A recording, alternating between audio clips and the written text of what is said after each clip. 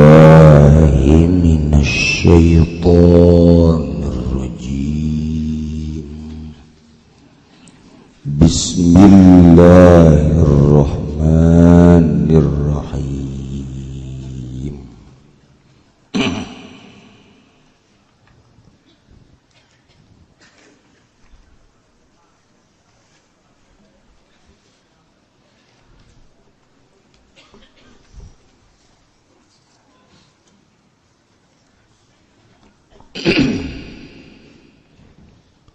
Walau gosoba lan lamun ngagosop ieu si wong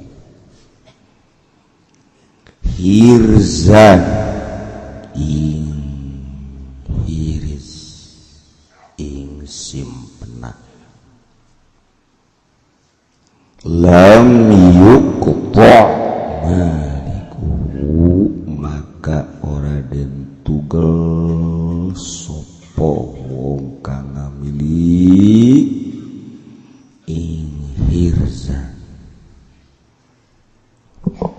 wa kadza ajnabiyyun fil asahi wa kadza lan iku kaya ikilah iki balik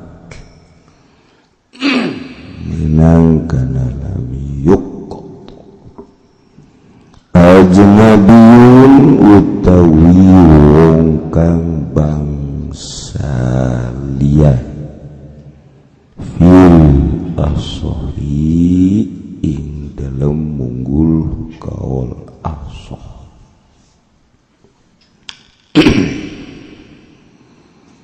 walau gosobama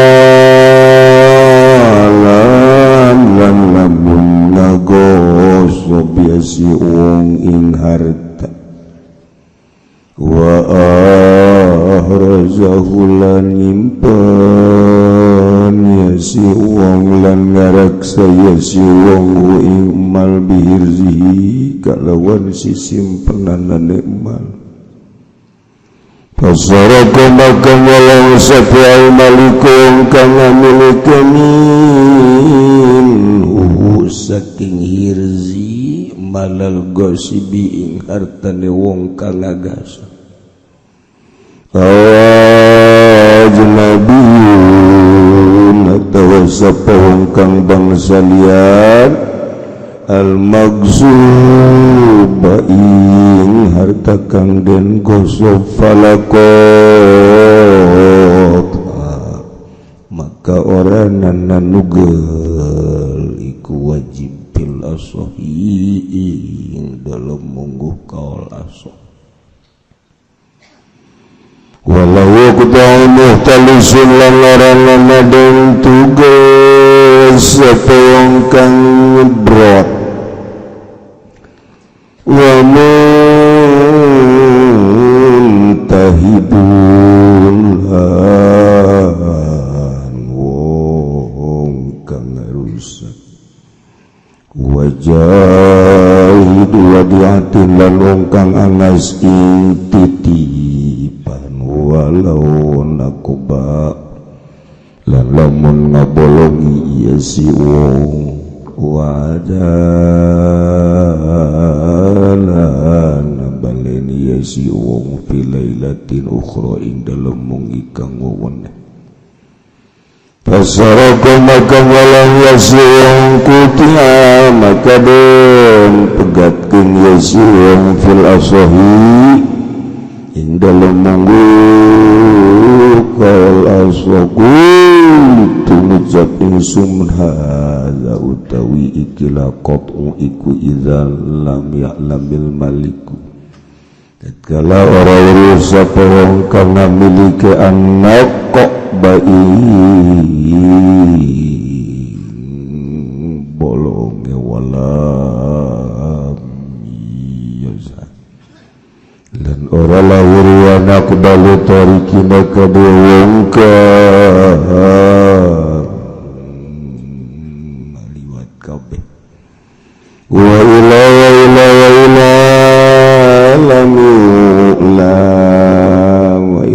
ila lam ta'ala fala yuqtaqatan maka raden pegatkeun ieu si wong qatan kalawan pasti wallahu a'lam dan utai Allah iku kang maha uninga iku kang maha uninga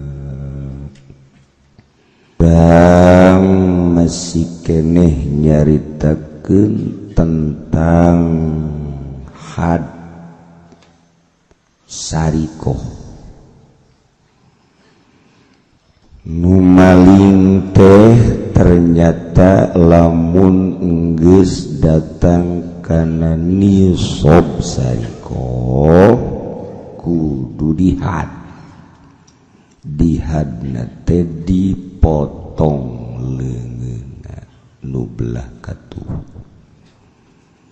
sapinggelang saepek-epek lamun maling deui suku nu kenca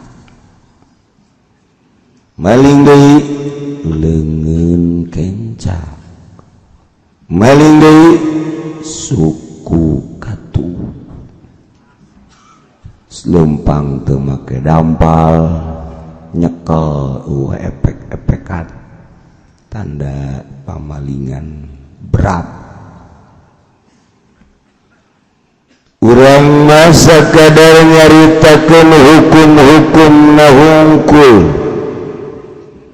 anu diterjemahkeun ku para ulama mujtahid narjamahkeun Hidayah Kangjeng Nabi Muhammad sallallahu alaihi wasallam nu Kangjeng Nabi teh Rasul Allah utusan Allah nyampeikeun pidauh Allah penerjemah mukjizat kalam Allah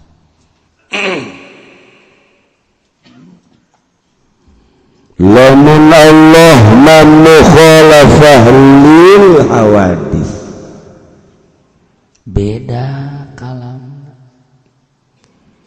hurupan suara kulantaran hurupan suaraan dibawa ku malaikat Jibril atau langsung Kangjeng Nabi nampa wahyu sahabat teu neuleuh teu ngadenge kana eta wahyu ngan Kangjeng Nabi langsung semudu berat mimiti Kangjeng tungkul mun datang wahyu baju berateun kadeuleu kesangan barabayan lain kesang leutik lain kesang barabayan cek urang Sunda mah Malayu barabayan naon Aisyah kan ai Sunda mah kesang barabayan Malayu naon ngoprot mah biasa bae eta mah di urang ya tuh aya budak ngoprot mah teh kesang biasa bae eta ai barabayan mah sok gua ada cinggir kesang lagi barabayan ayo sih nah Malayu mah kurang bahasa semua Sunda mah loba barabayan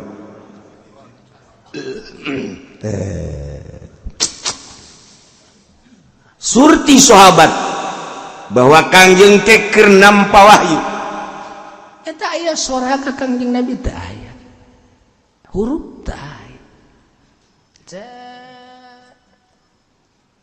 Kangjeng Nabi geus sadar tenang sahabat biasana naros aya berita naon ya Rasulullah karek disampaikan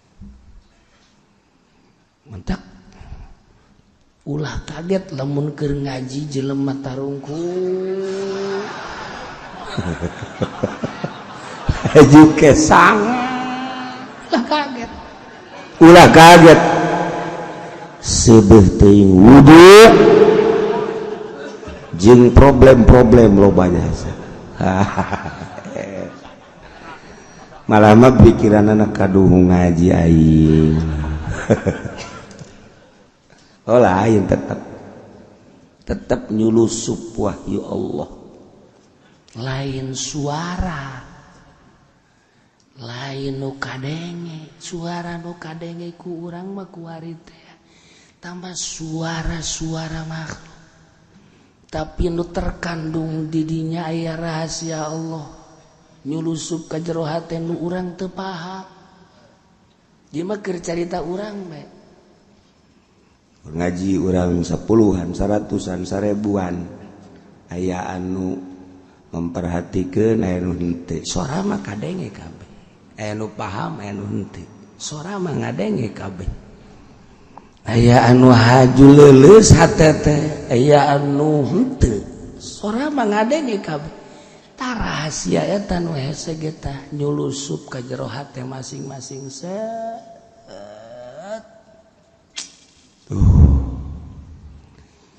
hidayah bentukna nyulusup ka jero hate set asa ngeulaheun ngaji teh ka minggu hareup ngaji deui tah eta tah mahal tah bebe jaka babaturan ngaji deui isuk mah angkuran asana tentrem belebah mana tuh sia tentrem eta nyaho aing teu ngartingan tentrem berarasaan teh jadi sia minggu hareup deuk ngaji deuk biasa aing mah kajian kumaha oh bagus eta pas betingna di SMS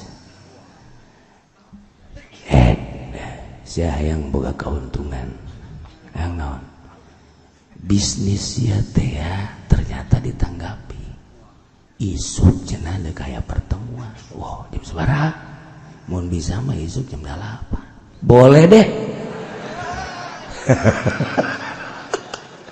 aduh kamari cenah minggu hareup aing ngaji deui eleh ku bisnis eleh ku bisnis masya Allah anu kamari henteu mah teu ngomong-ngomong sia giat amat ngaji aing mah tuh naon deui jakna teh bangunna sia mah tanpa pamrih amat jakna giat ngaji batur can siap cenah mangge siap tanya deui di majelis awal amat sia puyeng aing di mah dicarekan bae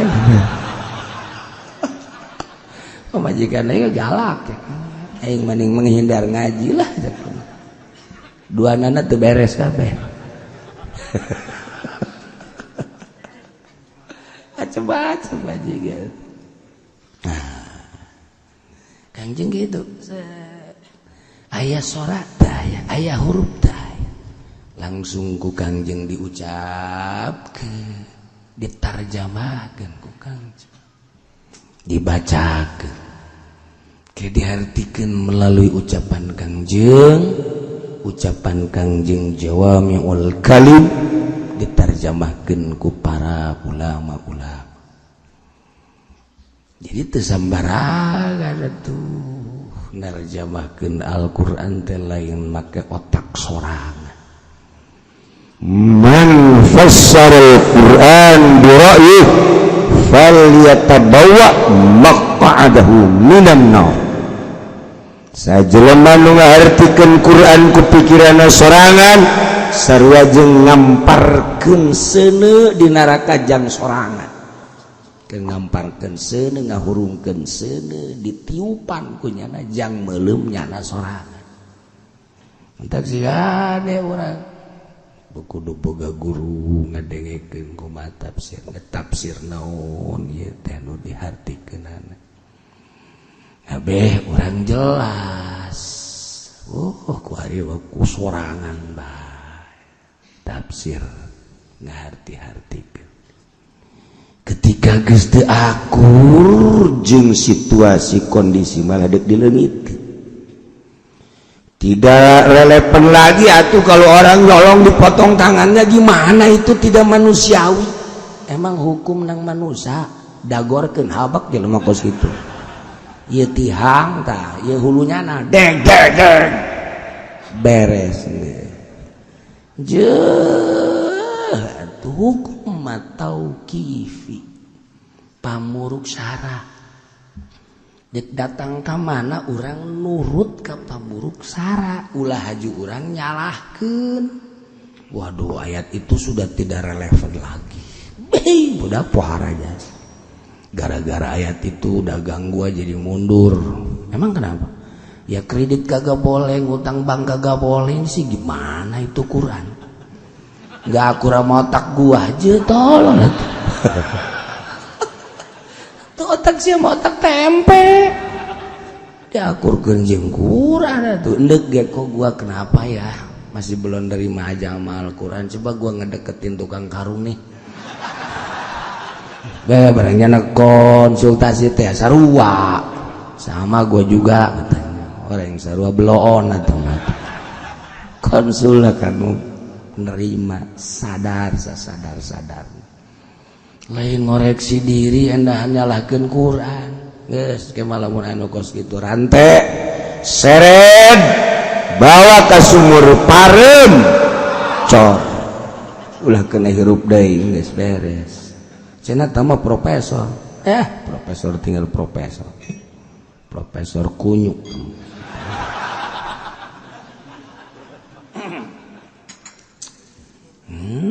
maksudnya sing sadar nang Allah. Adapun dipakai jeung teu dipake urusanana tama urusan kurang sadarna urang. Ulah aju nyalahkeun. Iya. Hukum had syarikoh dipake teu dipake di Indonesia karena di Indonesia lain negara Islam, negara demokrasi, kapitalis. Tapi kudu nyaho urang sebagai umat Islam dek presiden, menteri, gubernur, bupati, komo erat mah polisi abri kudu nyaho hukum Islam teh kos kieu hore ulah aju teu akur jeung nagara kunaon dibahas-bahas teh si Ki Ucip goblok amat jika dia sia goblogan sia teh goblogan aing ayo sia urang adu goblok ayo sembarang ngaji badak alhamdulillah di Cilongok mah abri ngaji polisi ngaji hayangnya abri nu mana cenah kieu abri nu geus teu kapake polisi nu geus teu kapake aduh kapake tilok ngaji kiai ge anu masih kapake ku pamarentah mah tilok ngaji puyang aing ngadaikeun Ki Uci mah jakna ieu haram itu haram kelah ke cenah sakedeung deui keburu modar sia parang sana umur diatur ku siang meureun ya ieu sadar nu hese ge sadar hayu urusan dipake jeung teu dipake di negara urusan inohong nyana tapi urang kudu nyaho sebagai umat Islam abeh urang teh bisa ngukur oh nagara teh teu make berarti engke di akhiratna ieu kumaha anu teu ngajalankeun hukum Allah tanyakeun engke kepada rumput-rumput yang bergoyang oh tanyakeun eta sih lamun teu make kitu kumaha nah geus ke dijawab kuari mah asal nyaho bae heula. Bentuk negara urang teh lain negara Al-Quran, negara demokrasi. Kekuatan terletak pada rakyat. Mentak dipilihlah ku rakyat lain kerajaan. Teu meunang turun tahta ka anak lamun rakyat teu milih. Aju nu milih nage kudu zirra'yi wal nu ngebogaan wawasan jeung akal sempurna. Ulah cara zaman Soeharto di zaman Pak Harto muriang di rumah sakit ditanyol. Buku jelema diimpus.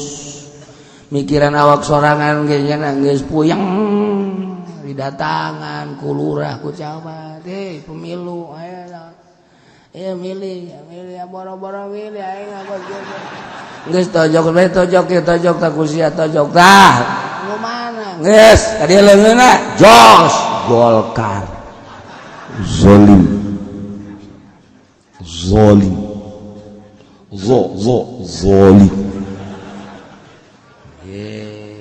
kapagi jeung nu buta aya ka dieu enak teu nyaho sia ieu keur pemilihan umum emang eta ka dieu sia ulama teu bisa neuleuh kajen tungtun ku aing sia milihna ieu ka dieu ieu dileungeun sia eta jogeun Golkar deui mantap kiai nu ngadukung Golkar ngadukung kezoliman deulekeun kiai ge nu ngadukung ka Golkar deulekeun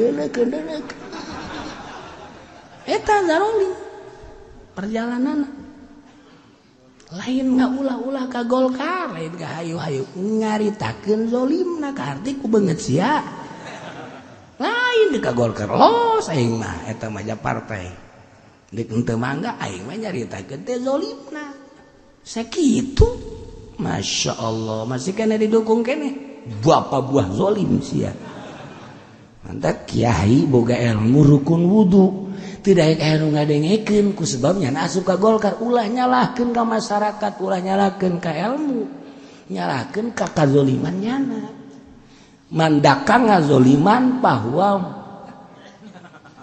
utai sapoe iku dakanga ka ngakong ka ngadukung mandakanga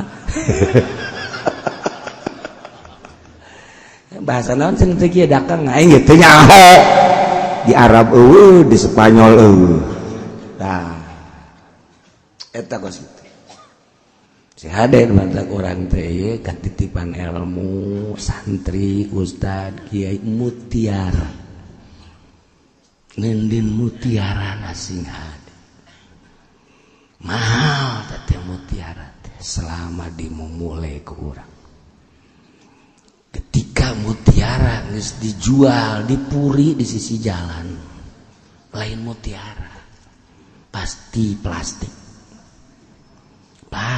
mentak lamun kiai dijual dirina ka Golkar kiai plastik tuh ngade ulah mah pajar gerget ka Golkar cenah kiai mah gergetan nambat ka Golkar lain ka Golkar aing mah ka kabeh wabeh aing mah berdek gergetnya ka zolimanan nah balik deui jasnya mah barodo pan ngajina wah cenah so amat kiai so pinter jasa jatuh emang pinter sih emang maksudnya dibandingkan yang monyet mah tuh pinteran aing aing jeung ente mah pinteran ente maling nama tuh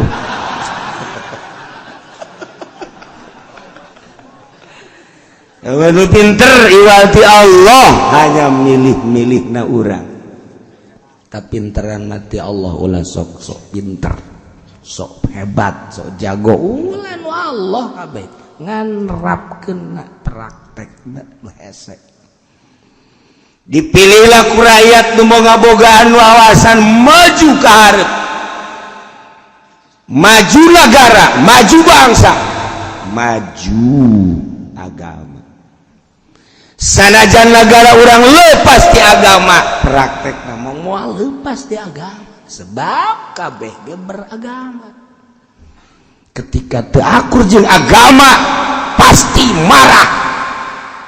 marah saha nu teu marah lamun agama dilecek saha nu teu marah lamun agama dihina sapopoe Quran dibaca dihartikeun nu mantap urang ngaji ge hayang paham tentang Al-Quran di sisi lain aya jelema nu ngalecehkeun yo lamun deket diseret ku urang taran jauh bae urang deket mah we teu wani sebenarnya basa teu bisa kitu malah geus deket leuwih harenges ukuranna paeh hirup jelema beriman mah kitu kabeh gitu nah jadi di negara urang mah lain negara Al-Quran kaitan jeung agama nyana mangan sakadar politik budaya ekonomi sakitu bae.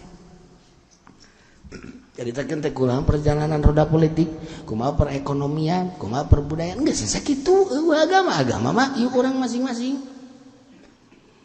Tapi pan praktekna ya tetep bae pertalian jeung agama.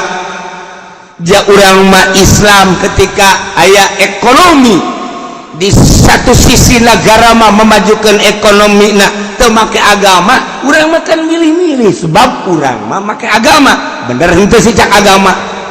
Ketika bertentangan tak kuat-kuat negara memajukan negara dengan perekonomian internasional, tidak mau tahu ribaan, urang mah tetep bae make aturan ke menang teu kukuran selama kitu bae, selama kitu bae. Negara urang teu make aturan Al-Qur'an maling paling tangkep sokan penjara beres. Tapi orang mah mikir, oh sebenarnya mah lain kudu ditangkap di penjara, potong leungeun. Berarti negara orang teu make aturan agama. Nyerahkeun ke kanu boga kewenangan waktu ngajabat ke di akhirat kada ditanya. Nah kunaon maneh? Cek Gusti Allah, para pembesar teu melakukan aturan-aturan agama.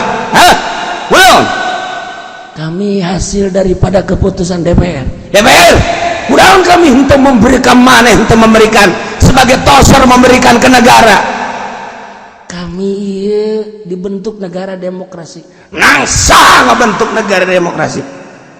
Nang kabehan berarti aya kiai dirinya, aya ki fudoli. Dan aya kiai-kiai lain. Tampang yang ki fudoli. Satuju. Abdi mazhab 7 bae sebab abdi sok dibere ala kadar. Oh. Cak ke Gusti Allah malaikat pangringkuskeun. Ringkus rantena nu rada gede. Sarua. Mantap minimal nyaritakeun. Urang teh nyaritakeun berarti urang teh hayang ieu tah dilakukeun. Adapun teu diterima urusannya urusan urang nyaho mah kudu cenah kiai eta mah jan teu dilakukeun ieu mah palebah ngaji ieu mah kulo mah dek hadir tapi dek HSB jan teu dilakukeun ieu jadi teu mangpaat kulo mah ngahadir mah hadir dek HS. Iya tuh sia mah lain ieu HSB ieu lain palebah ieu ge kadeuleun aku aing HSB aja sia mah. Tuh masalah nu bebeja tuh. Sia ka majelis mawa anggel, mawa kasur. Enggeus, mau kopi ngarokok beres. Ngaji keneh teh kos itu masalah. Teu kudu mawa anggel cenah kieu kula mah bari diuk ge bisa hes. Sia mah tapis burung. Geus tapis biasa cenah. Cak no tundut ya kiai goblok cenah sakit. Aing tungtun mah eueuh bae tunduh. Kege aya deui atuh tenang bae.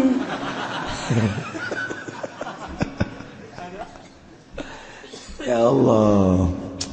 Ayo urang nyaritakeun hukum Al-Qur'anul Karim patali jeung fikih. Zain ngagasa barang ngagasab hiji barang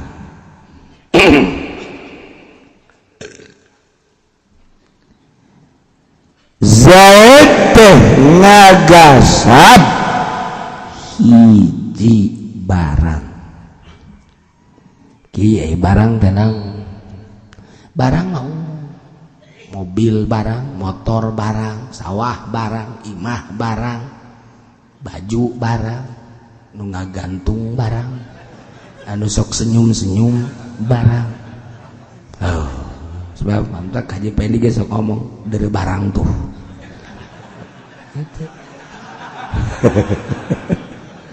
Maksudnya karung sama. Ya Allah, ta barang ya umum. Ya Allah karim. Zain ngagasa biji barang kemudian ditenden eta barang teh di hiji tempat.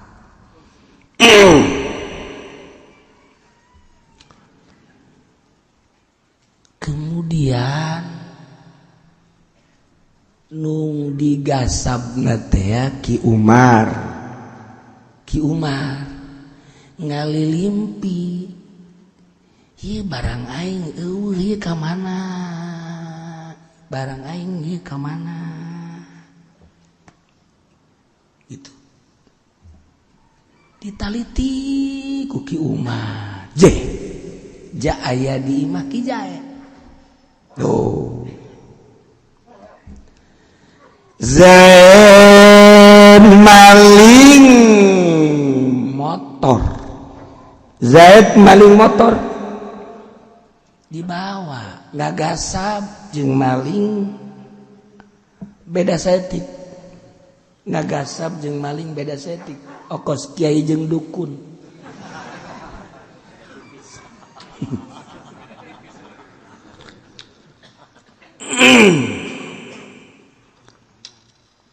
Sarua kiai jeung dukun teh ya beda-beda tipis. Ieu sarua ai maling mah nyokot barang kemudian dek dimiliki maling. Ai ngagasab mah nyokot hiji barang moal dimiliki dek dibikeun deui irah bae. Ngaranna gasab beda setik. Keluar ti majelis dula sendal nu bagus kemudian dicokot maksud dimiliki maling. Tapi keluar di majelis dulu sendal pakai hilaah kayak badak dikadinyakeun deui gasam beda setik. Ganjarana cenah kiai saruan teu lain ganjaran atuh. Sia mah kos kitu ganjaran. Sia mah dasar hirup di negara Indonesia anu teu adil. Jadi dibalik-balik. Siksa jadi ganjaran. Ganjaran jadi siksa. Emang sia meureun dasar pamarentahna tolol atuh sia ge kabawa tolol. Atau cak pamarentah rakyat heula nu tolol karak aing. Cak rakyat sia heula nu tolol. Kakarak aing milu kasia cek pemerintah sia rakyat betolol aing milu kasia datang ke Abu Nawas cek Abu Nawas sawa-sawa sarua cek Abu Nawas tolol kabeh. Tuh Zaid ngagasab motor simpan selidik ku Ki Umar nu boga anak ternyata ya di Maki Jae. Nah, iya lamun dicokot deui ku nu bogana. Dicokot deui teh maksudna digasab deui. Ki Zaid ngagasab motor Ki Umar dibawalah ka imahna. Kemudian menang saminggu diteliti ku Ki Umar aya di imah Ki Zaid. Ki Zaid na keur hees atawa keur eueuh motor dicokot deui ku Ki Umar nu bogana. Eta tah kumaha tah kos kitu tah. Nu bogana nyokot tanpa bebeja kan ngagasab. Eta teh kudu dipotong atawa henteu. Walau gosoba mun nyokot teu bebeja ngagasab. Hirzan barang simpenan nu disimpen di imah nu ngagasab kapanggih ku nu bogana dicokot digasab lam yuktok malikuhu teu kudu dipotong janu bogana ieu nu nyokot nage teu kudu atuh. Masya Allah kaharti jasa kurang kos itu mata kaharti loba nu kaharti tapi aja poho deui. Kaharti keur ngaji mah bener. Datang bae ka imah poho. Kula cak ente teh gitu. Cak nu saurang kula ge kitu. Orang kabehan. Ngaji mah karitu tah ngaji mah paroho bae. Ye ente lamun teu poho bae atuh cara di kiai kabeh. Dari kiai. Aktorna mah poho.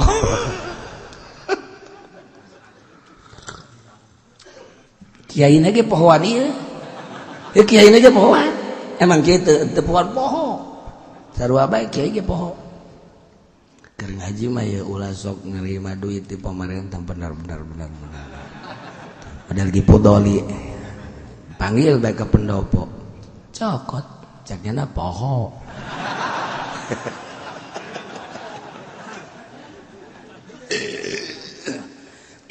Lain podoli iyo. Lain. Ente mah asal lain podoli bae dedeuna ieu bae lain. Akur ngaran tapi akur awak.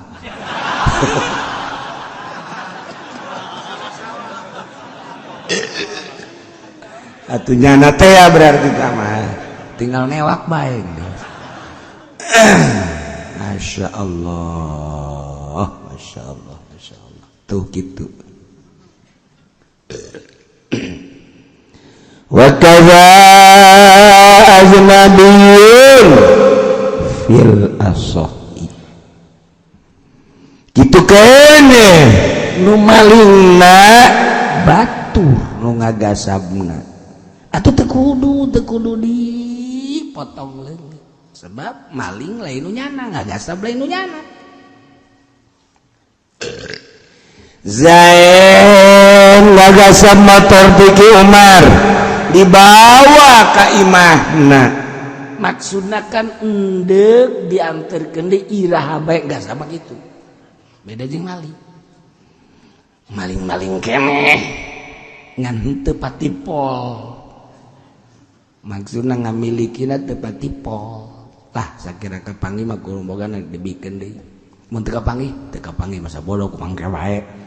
Atuh maling keneh tah mah. Bawa ku Ki Zaid ka imahna disimpan. Jol. Kadeuleu ku Ki Bakar. Cing. Eta Ki Zaid bolak-balik bae make motor Mio. Hebat amat aja Ki Bakar teh. Inti ku aing sia digasab sia ku aing. Jadi Ki Bakar teh nginti begitu Ki Zaidna eueuh motor digasab ku Ki Bakar. Bawa ka imah Ki Bakar. Ya tentukan Ki Zaid kelabakan.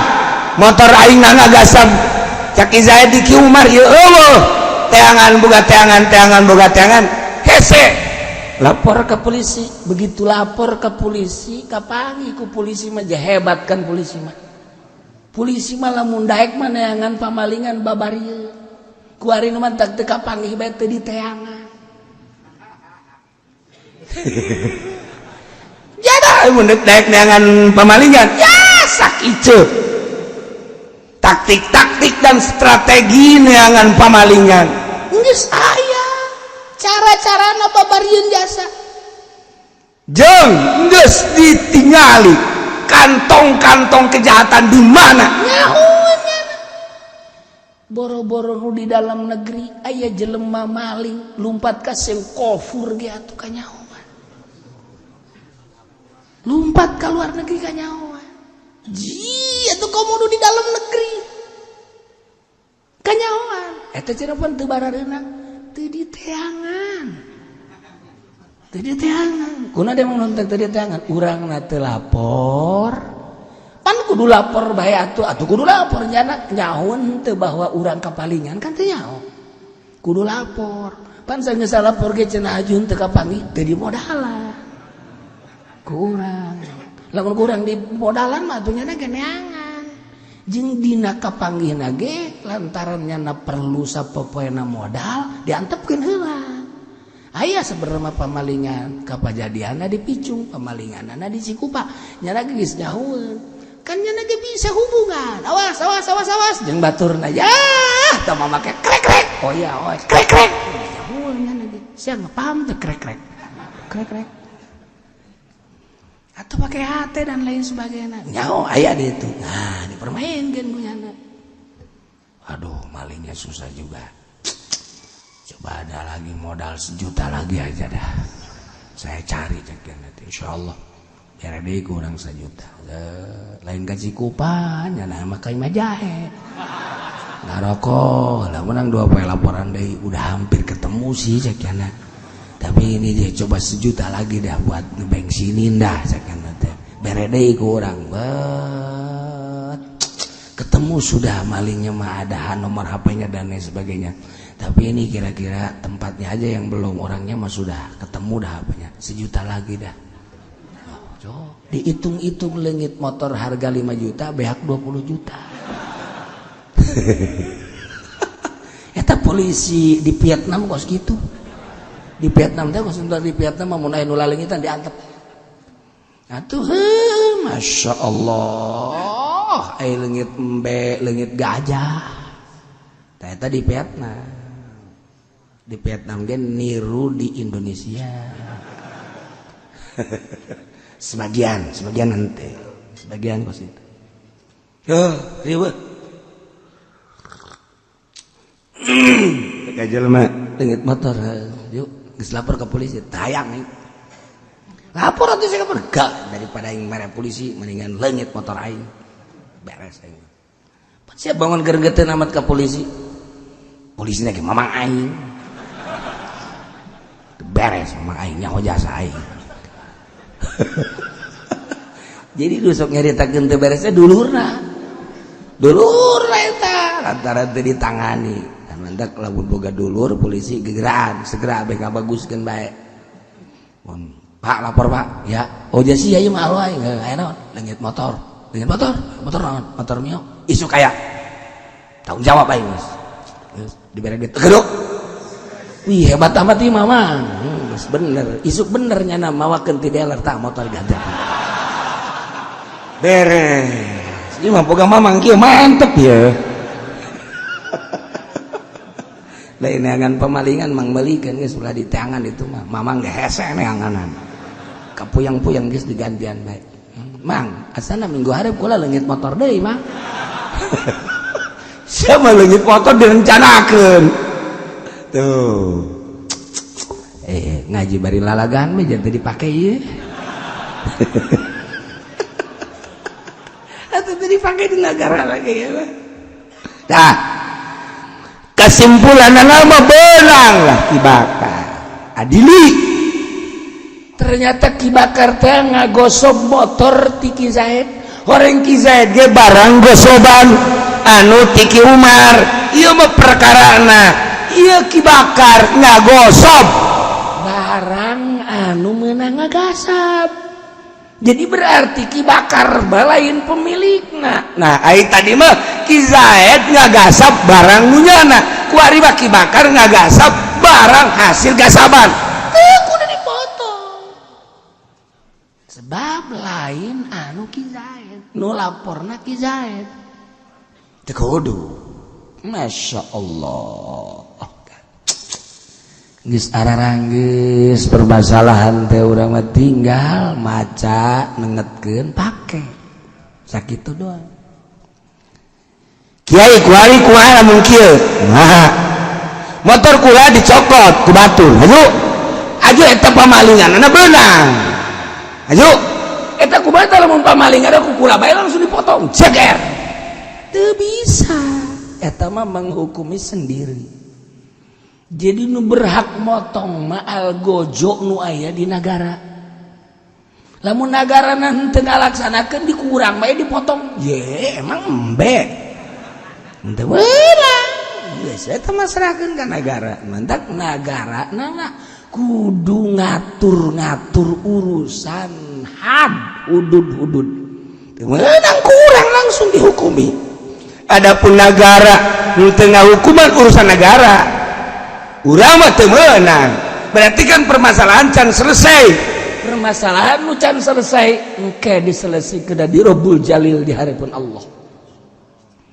Mantak angel ge engke urang narangtung bae nyelesaikeun nu can selesai waktu di dunia. Masya Allah.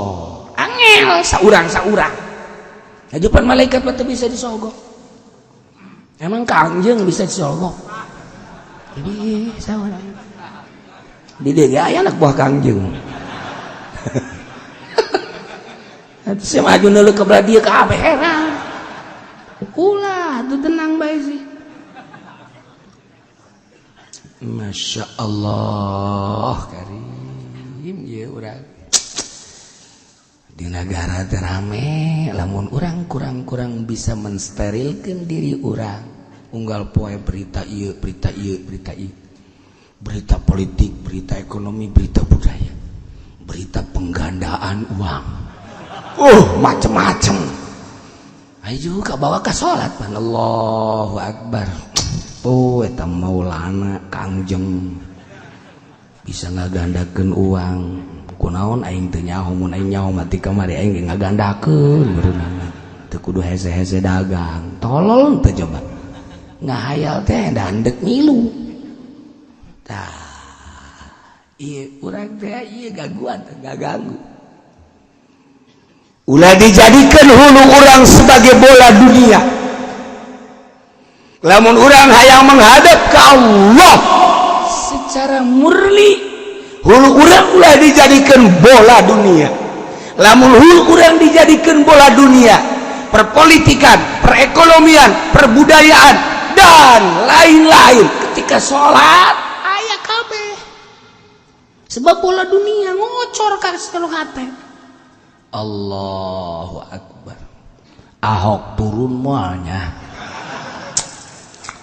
Lain hayu geura Allahu Akbar kabiro edan Ahok turun moal. Karena aya bola dunia di dieu. Allahu Akbar. Kangjeng si eta bisa ngagandakeun duit kumaha nya. Bola dunia aya di dieu. Allahu Akbar. Lain Allahu Akbar kabiro ari eta si Jokowi. Kira-kira ngizinan moalnya. Rekomendasi Allahu Akbar. Aing sih dieureunkeun moal ieu di pabrik. Bangunan pabrik goyang. Sinden goyang bagus. Pabrik goyang. Bola dunia. Allahu Akbar. Kamari aing wau jeung awewe urang Karawang ku gelis-gelis teuing teh sibrang. Wah, ieu mah urusanna urusan trisno geus teh. Waduh, ieu bola dunia. Ulah dijadikeun bola dunia hulu urang. Ketika dek menghadap ke Allah steril, set ulah aya naon. Hiji Allah. Nah, urang menghadap ke Allah teh Allahu Akbar. Keur ngaji mah cobang ke aing. Hayu coba ge salat, begitu salat zuhur Allah. Sendal aing ka mana kan?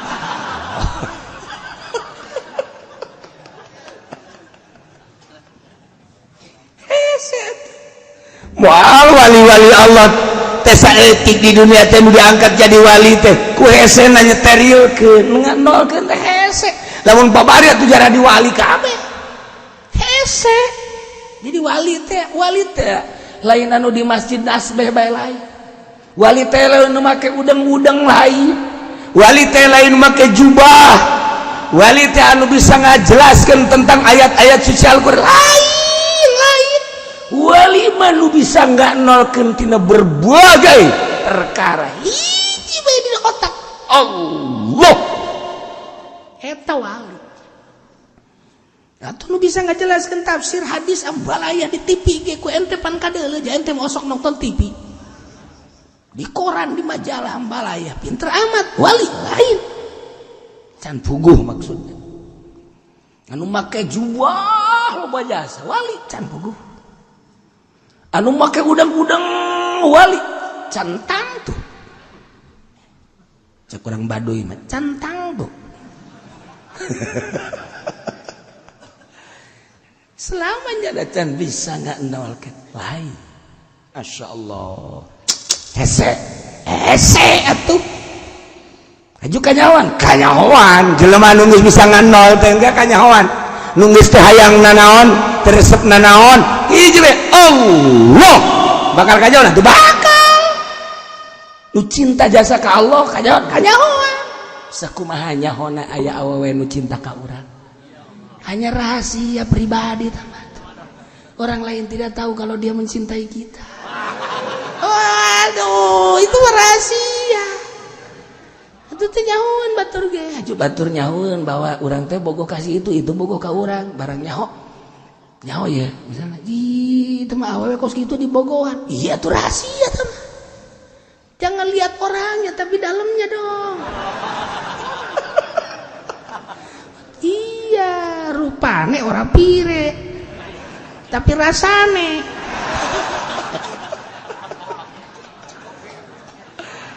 Itu bareres. Yang ngaji asal tadi dipakai di negara kieu.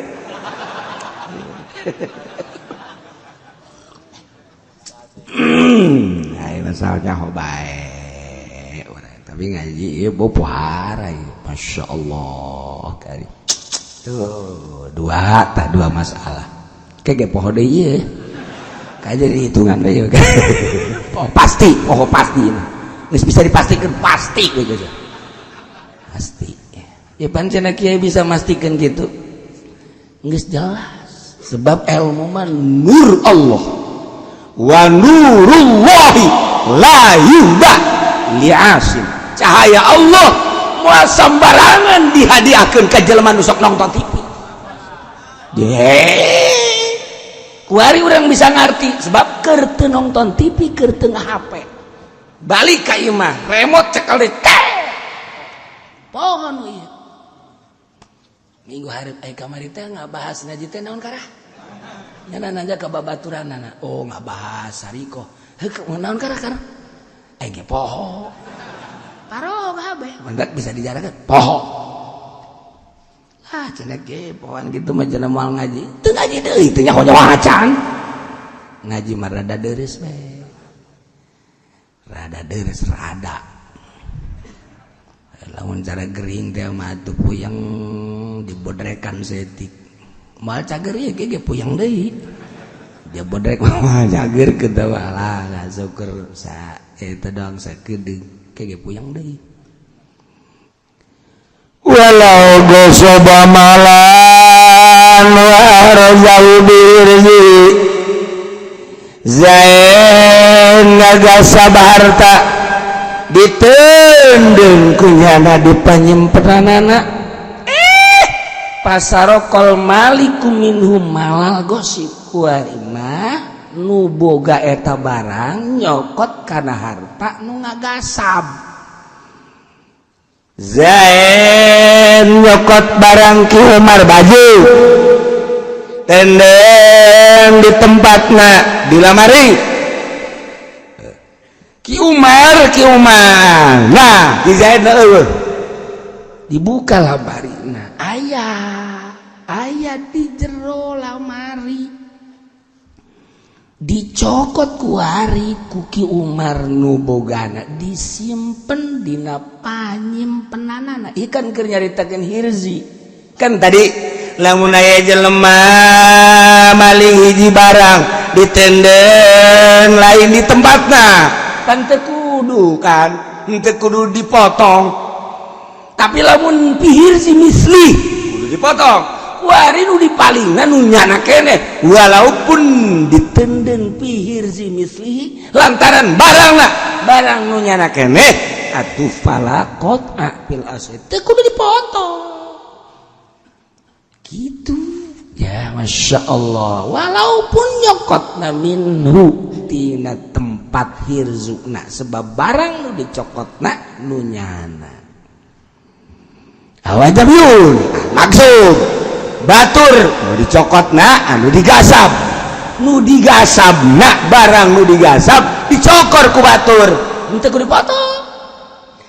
Zain maling baju Ki Umar dibawa ka imah ditendeng di lamari tah nendeng di lamari teh ngaranna nendeng dina simpenanana jam memang ai baju mah ditendengna di lamari kuari dicokot deui ku Ki Umar nu bogana jelas teh kudu dipotong kuari mah nu potongna bangkeh nu malingna Ki Bakar maling baju Ki Zaid nu asli nama lain nu Ki Zaid na ngagasab di Ki Umar berarti iya barang nu digosobna teh lain anu Ki Zaid dicokot ku Ki Umar barang batur tetep bae teh kudu digosok teh kudu dipotong jangan nyokot lain nu nyana lain anu Ki Zaid dicokot nu batur teh kudu digasap teh kudu dipotong teh kudu dipotong kos anu babari tapi hese kos nu hese atuh emang hese ngaji mah kitu bae santri mah kos kieu ipis ya kiai ngabahas kos kitu dong pajalan kacai teh tiba aku ayo tuh mari poho deui engge nah wala yuqtau muhtalisun kumaha copet nah copet teh nah jelema anu asok utap itu utap set wallahu a'lam bishawab.